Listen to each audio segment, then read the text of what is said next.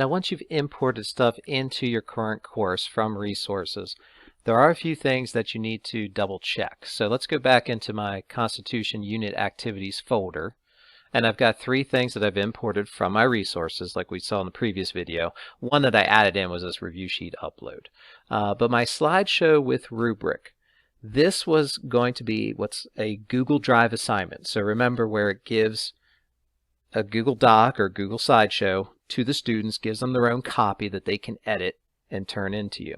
Well, if I go into this here in my brand new course for this year, all I'm seeing is the rubric. Nothing else is there for the assignment.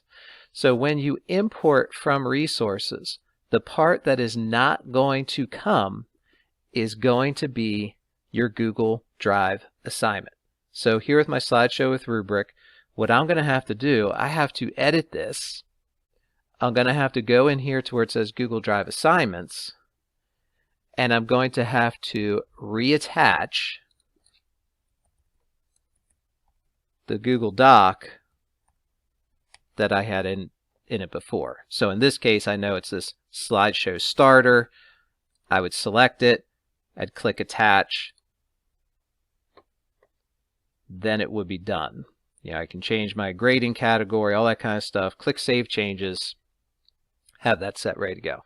Now, if you're in a situation where you don't know what that Google Doc was, what you're going to have to do is go to your courses, you'll click on My Courses, and you're going to go to your archives. So you're going to go ahead and click on Archived, and then I would go back to my Social Studies course that's in the archive.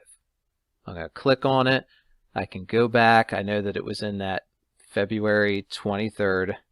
And then if I go in here to the Google assignment, I'm going to see what that original Google Doc is. Now, some of you may be tempted to take this particular shortcut, but please don't do this. When you are in an archived course, what you do not want to do is go and copy from an archived course to a current course. Bad things happen.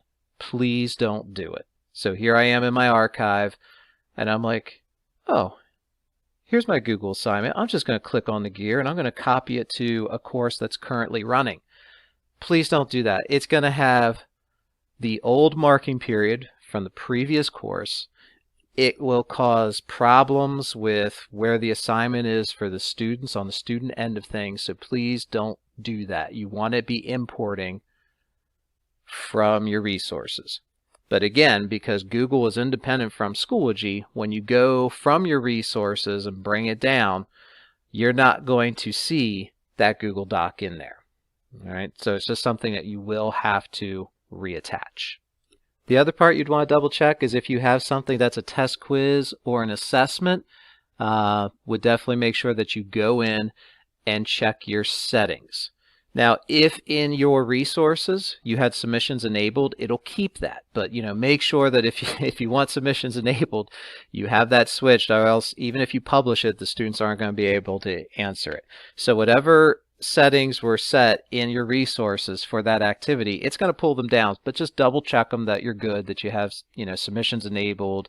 How many attempts were you giving them? Maybe I'm going to give them three attempts or 2 attempts, whatever that I want to do, and make sure that you save those changes.